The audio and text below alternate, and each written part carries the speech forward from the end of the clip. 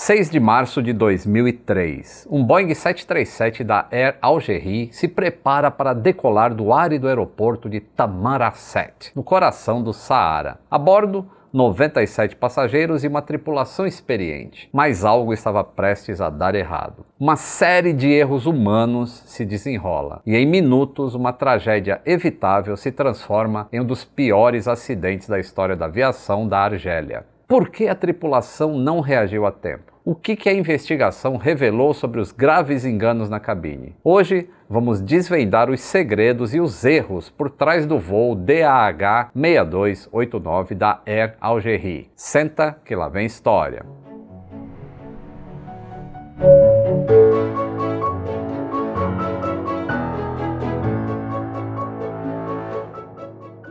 Saudações aeronáuticas. Tudo bem com você? Não.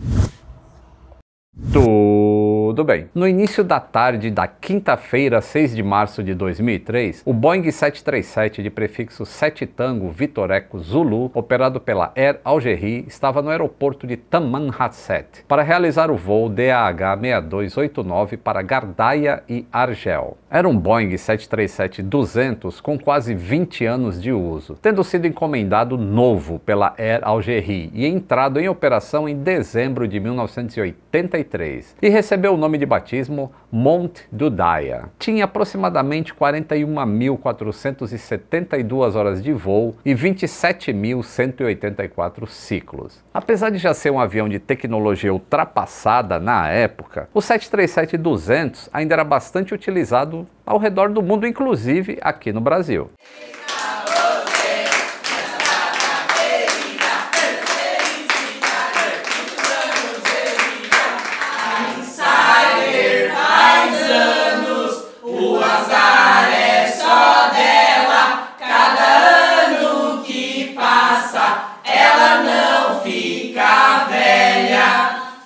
Não fica mesmo, ela não desbota. E olha só, cupom LITO, 15% de desconto. E no aniversário da Insider tem promoção todos os dias. Você clica no meu link, quando chega lá no site, pode chegar até 30% de desconto.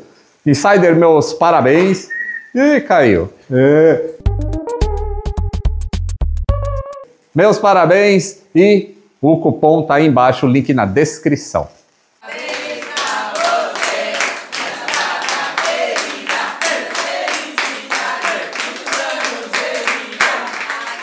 Eu sei que você estava só esperando uma desculpa para comprar aquela camiseta da Insider que eu vivo usando. Pronto, tá aí, até 30% de desconto e o estoque voa rápido, então corre. O voo já contava com 3 horas de atraso, porque na etapa anterior, de Argel para Tamanrasset, o 737 apresentou um problema técnico e uma bomba hidráulica do sistema B foi trocada no compartimento do trem de pouso. O voo 6289 estava quase lotado, com 97 passageiros, e a sua tripulação era composta por 2 pilotos e 4 comissários de bordo. O comandante era um homem de 48 anos com 10.760 horas de voo, das quais 1.087 no comando do 737. Ele também voava como copiloto no Boeing 767 da empresa. A copiloto era uma mulher de 44 anos com 5.219 horas de voo, das quais 1.292 eram no 737. Era uma tripulação bem experiente. A preparação da aeronave foi toda feita pela copiloto, porque o comandante chegou atrasado para o voo. O peso de decolagem, o take-off weight, que tinha sido calculado pela copiloto, foi de 48.708 quilos, bem próximo ao peso máximo autorizado, que era de 49.500 quilos. Tamanrasset é um oásis no meio do deserto do Saara, e por isso altas temperaturas e baixa umidade são uma constante durante todo o ano. Naquele dia, a temperatura era de 23 graus, o que é bem quente para uma altitude de 1.377 metros em que se situa esse aeroporto. A altitude e o calor deixam o ar mais rarefeito, e isso degrada a performance dos motores, exigindo mais potência e mais velocidade, consequentemente mais comprimento de pista para poder sair do chão. Como a preparação do voo foi realizada somente pela copiloto, A pedido dela, o comandante autorizou que ela executasse essa etapa do voo, ou seja, ela iria decolar e pilotar o avião até o destino. O comissário-chefe estava presente na cabine e de vez em quando conversava com o comandante durante essa preparação. E aí ele acabou sendo convidado para ficar no jump seat durante a decolagem. O número de comissários no voo eram de 4. Porque cada um seria responsável pela abertura de uma das portas em caso de emergência. Então, um comissário ficar no cockpit, numa fase crítica como a decolagem, ia contra os regulamentos de segurança de qualquer empresa. Isso sem falar que a conversa entre o comandante e o comissário naquele momento também ia contra as regras de cockpit estéreo. O que é isso? Em 1981, o FAA publicou uma regra de cockpit estéreo, criando os seguintes procedimentos a serem seguidos quando o avião está abaixo de 10 mil pés, 3 mil metros. Nenhum tripulante fará qualquer tarefa que não seja associada à operação segura da aeronave. Nenhum tripulante permitirá qualquer atividade que possa causar distração durante uma fase crítica de voo. Por exemplo, comer, conversas sobre assuntos não operacionais, conversas não essenciais com comissários de bordo, entre outros. Só é permitido conversar sobre os assuntos pertinentes ao voo. Fases críticas de voo são consideradas todas as operações de táxi,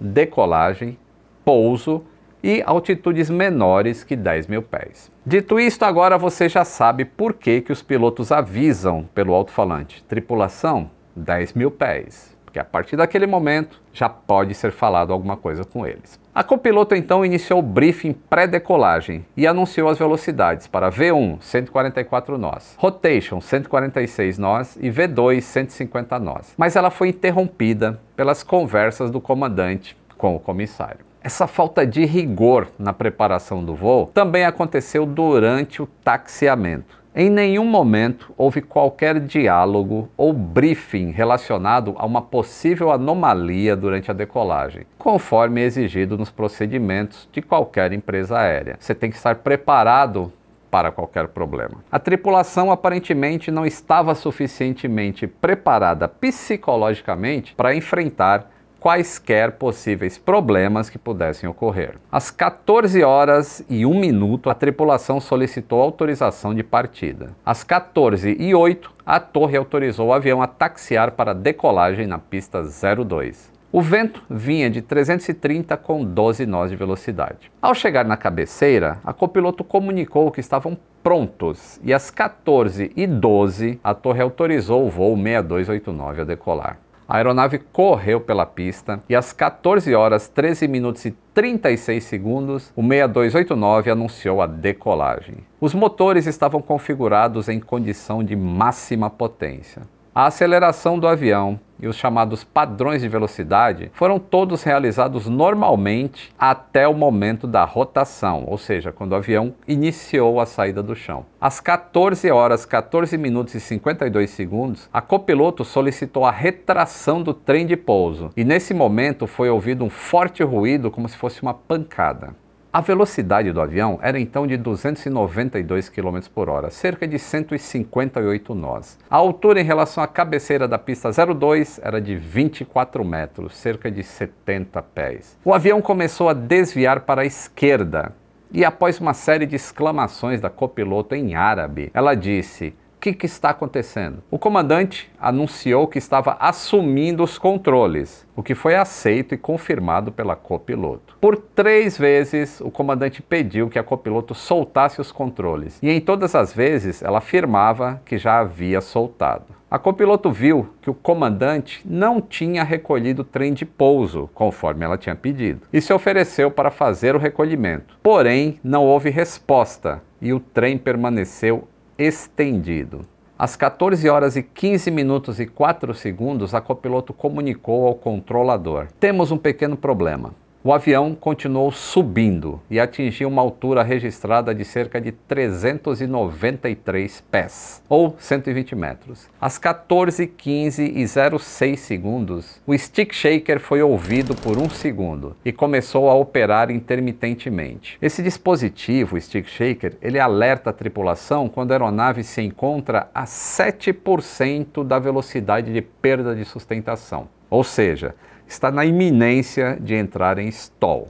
A altura do avião em relação à cabeceira da pista 02 estava no seu máximo, 122 metros. A velocidade era de 134 nós, ou 248 km por hora. Às 14h15 e 10 um aviso sonoro Don't Sink do GPWS foi ouvido. A partir desse momento, o stick shaker passou a atuar continuamente. Às 14h15 e 15 um segundo aviso sonoro de Don't Sink é ouvido e a cauda do avião atinge o solo. A fuselagem se rompeu e o soldado Youssef Djilali, de 28 anos de idade, que estava sentado na última fileira, com um cinto de segurança desafivelado, foi arremessado para fora da aeronave. Apesar dos muitos ferimentos, ele foi o único sobrevivente do voo 6289. Um incêndio grave começou imediatamente. O avião deslizou, perdendo várias partes, atingiu e derrubou a cerca do perímetro do aeroporto e cruzou uma estrada antes de parar em chamas. Os gravadores de voz e dados foram recuperados dos destroços e enviados para serem analisados pelo BEA, que é o órgão francês de investigação aeronáutica. Os 2 motores do avião e os seus principais acessórios foram transportados para Bruxelas, na Bélgica, para um laboratório especializado da SNECMA. Todas as peças coletadas pela investigação, especialmente essas peças do avião encontradas na pista perto do local onde o avião decolou, bem como a mudança de 12 graus de direção para a esquerda, mostraram que a tripulação teve de lidar com uma explosão contida do motor esquerdo durante a decolagem. E os exames mostraram que o problema se originou no estágio de alta pressão da turbina, localizado logo após a câmara de combustão. A ruptura de uma parte relativamente grande por fadiga de material causou a destruição imediata da turbina de alta pressão e, como consequência, também danificaram a turbina de baixa pressão. E essa ruptura causou uma queda brusca na velocidade de rotação e no empuxo do motor. Porém, o motor não se desligou. Mas só que a perda de um motor durante a decolagem, apesar de ser um evento raro, é um dos mais treinados exaustivamente pelos pilotos e não deveria ser motivo de um acidente tão catastrófico. Depois de analisar os fatos que ocorreram na cabine durante todo este voo muito curto, algumas considerações foram feitas pelos investigadores. Além da tendência do avião de guinar para a esquerda, os danos ao motor esquerdo certamente resultaram em uma redução repentina nas leituras de desempenho daquele motor e em um aviso visual de pressão de óleo na cabine. E embora esse aviso de queda de pressão não gerasse um alarme de incêndio, era um indicativo para a tripulação de que havia problemas no funcionamento daquele motor, o do lado esquerdo. A tripulação, que estava em uma situação de voo de rotina, foi repentinamente confrontada com uma situação de emergência, que exigia altos níveis de alerta, coordenação e concentração. E era uma situação para a qual eles não estavam mentalmente preparados, porque não houve um briefing de decolagem. Não houve nenhum anúncio da falha, nenhuma menção a quaisquer possíveis avisos visuais, como associado à pressão de óleo. Apenas algumas exclamações da copiloto foram ouvidas. Nem mesmo os avisos relacionados ao voo do avião, como velocidade, razão de subida, compensação, nada disso foi feito. Então, depois da falha, não houve nenhuma formalização da ação da tripulação, nem houve qualquer coordenação sobre o gerenciamento desse problema encontrado. E um outro fator decisivo foi o fato de, depois de 8 segundos, o comandante assumir o controle do avião sem qualquer solicitação do copiloto ou da copiloto, ou qualquer uso da terminologia padrão para transferência de controle. Não se sabe se o comandante percebeu ou acreditou que a copiloto estava tendo dificuldades em controlar o avião, ou se ele preferiu retomar o controle considerando que era a sua responsabilidade. A ausência de qualquer coordenação entre os pilotos no momento em que as tarefas foram transferidas fez com que o comandante tivesse que administrar uma situação de emergência que ele nem teve tempo de analisar completamente. Pelas mesmas razões, ele não confiou na copiloto, a quem ele simplesmente pediu em várias ocasiões para soltar os controles. E a copiloto parece ter cumprido as ordens do comandante, repetindo de forma afirmativa que havia soltado os controles e indicando a sua disposição para agir, propondo o recolhimento do trem de pouso. E até enviou uma mensagem de rádio para a torre,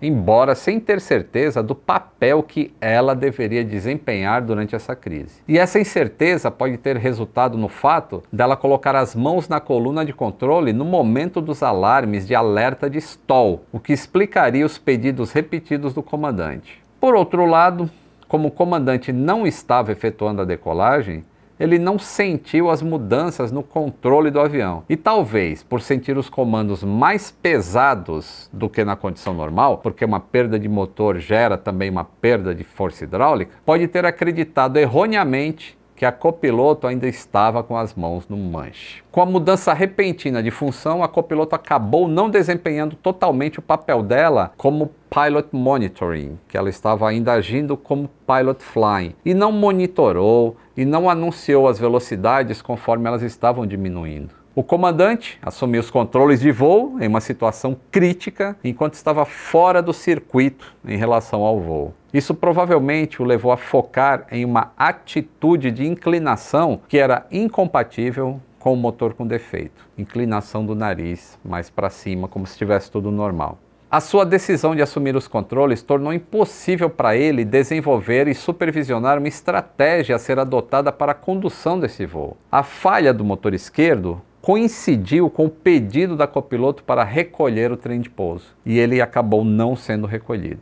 A oferta da copiloto de recolher o trem de pouso provavelmente nem foi ouvida pelo comandante, porque repentinamente ele estava com um excesso de carga de trabalho autoimposto naquele momento. A divisão de tarefas tinha sido invertida, então assim caberia ao comandante pedir a retação do trem, e na verdade era o copiloto pedindo para ela recolher o trem. E o trem permaneceu estendido até a hora do impacto. O desempenho aerodinâmico do avião se deteriorou rapidamente, como resultado da não retração do trem de pouso e do ângulo de inclinação do nariz. E além disso, a altitude do aeroporto e a alta temperatura durante aquele dia, bem como o peso de decolagem assim muito próximo ao peso máximo, também contribuíram para limitar o desempenho do avião. Depois desse acidente, as autoridades recomendaram que a Air Algérie, juntamente com outras operadoras, garantisse que os seus programas de treinamento do tipo CRM, que é Crew Resource Management, efetivamente aumentassem a conscientização da tripulação sobre o estrito respeito necessário aos procedimentos de transferência de controle e compartilhamento de tarefas. Um comandante mais atento e focado nos procedimentos da decolagem e o briefing sobre as ações a serem tomadas pela tripulação no caso de uma falha de motor, em um momento crítico, se tivessem acontecido, poderiam ter evitado essa tragédia. O acidente do voo 6289 foi o segundo mais fatal ocorrido nesse país. As recomendações apresentadas no documento, além dessa que eu já falei do treinamento em CRM, foram as seguintes. A Diretoria de Aviação Civil deveria criar uma organização para inspecionar a aplicação e conformidade dos procedimentos nos programas de treinamento para tripulação de voo. E o objetivo seria garantir que os treinamentos estavam sendo efetivamente realizados e que os procedimentos seriam seguidos. A mesma diretoria de aviação civil também deveria garantir que a Air Algérie e outras operadoras criassem um programa de segurança de voo que associasse o feedback e a análise sistemática dos dados de voo. A ideia era aprender com incidentes passados e usar dados de voo para identificar e corrigir problemas potenciais. E por fim, o Ministério dos Transportes deveria criar uma organização permanente para a investigação e prevenção de acidentes e incidentes da aviação civil. Eles nem tinham isso nessa época. E isso visava garantir que as investigações fossem conduzidas de forma profissional e que as lições aprendidas fossem aplicadas para melhorar a segurança. Gostaram de conhecer essa história desse acidente da Air Algérie? Então, se gostou, deixa o like e se inscreva no canal se você não for inscrito. E considere apoiar. É só clicar no botão Seja Membro. Leia as instruções que o YouTube passa. Você passa a ser um apoiador do canal, tem acesso a vídeos exclusivos, como erros de gravação, por exemplo. O seu nome fica junto com esses amigos aqui, ó, que apoiam o canal. Ele fica permanentemente aqui para sempre, enquanto você for membro do canal. E desse vídeo ele nunca mais vai sair. Um grande abraço e até o próximo voo.